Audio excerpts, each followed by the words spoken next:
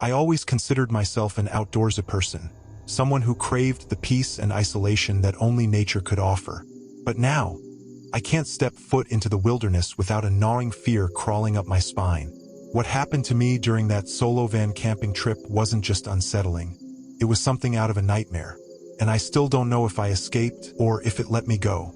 The plan was simple: escape the noise of the city, spend a weekend surrounded by nature, and return refreshed. I had just bought a van and had been looking forward to trying out van camping for weeks. The allure of parking anywhere, the freedom to roam, and the thought of waking up with nothing but trees and the sky around me seemed like a dream.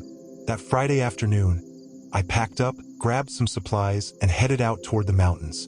After a few hours of driving, I found a perfect spot, secluded, quiet, nestled right by a dense forest. There was no one for miles, and that's exactly what I wanted. Or so I thought.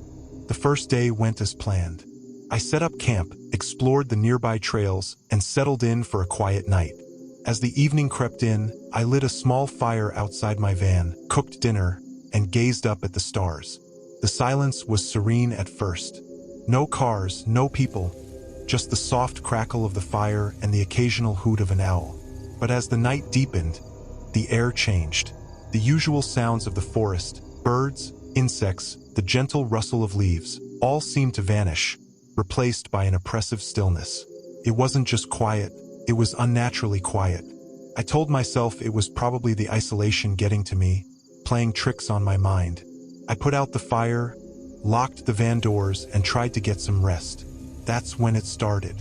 Around 2 a.m., I woke up to a soft but steady swaying of the van, like something was gently pushing against it. My first thought was the wind, but a quick glance out the window told me otherwise. The trees were perfectly still, their branches motionless in the moonlight. I sat up, listening, my heart beating faster. I heard it then, faint footsteps crunching the dried leaves outside. My breath caught in my throat as I strained to hear more. The footsteps were slow, deliberate, circling the van as if something was inspecting it. I grabbed the flashlight, my fingers trembling, and pointed it out the window. The beam cut through the darkness, but I saw nothing, just the empty woods. I tried to convince myself it was some animal, maybe a deer or a raccoon, but deep down, I knew something wasn't right.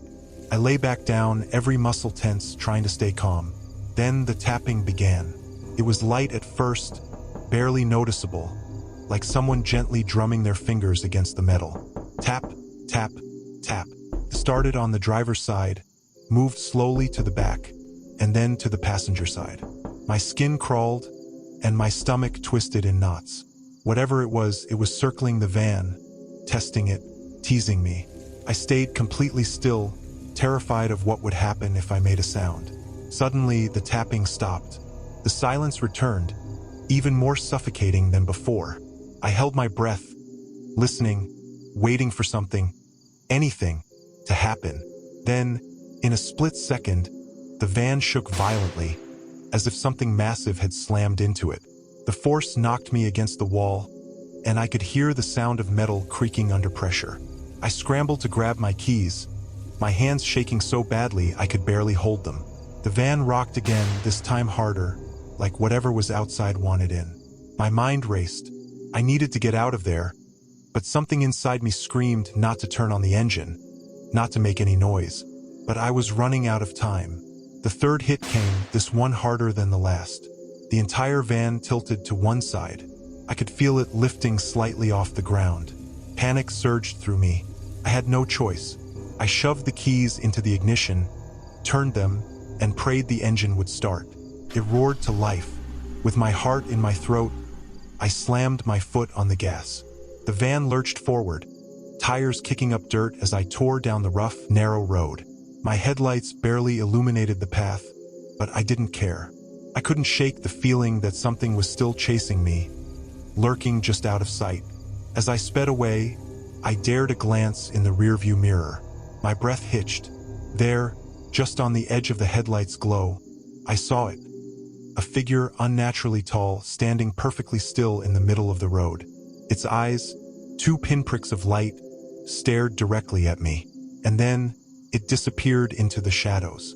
I didn't stop until I reached a small gas station at the edge of town.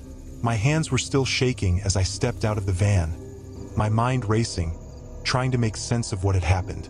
I walked around to inspect the van, praying that I had imagined it all, that the fear had just gotten the best of me. But then I saw the scratches. Long, deep gashes ran along the side of the van, right where I had heard the tapping. They were too high up to be from an animal, and too perfectly straight to be caused by a tree branch. Whatever had touched my van that night had left its mark, a reminder that it had been very, very real. I didn't sleep that night. I sold the van not long after, convinced that whatever had found me in those woods might come looking again. To this day, I can't explain what I saw or heard, but I know one thing for certain. I'll never go camping alone again. Van camping was supposed to be an escape from reality, but instead, it brought me face to face with something far beyond my understanding. Something that stalked me, toyed with me, and might still be out there, waiting for its next victim. If you've ever experienced something like this, I need to hear your story. You're not alone. Stay safe out there and always trust your instincts. Sometimes they're the only thing that will keep you alive.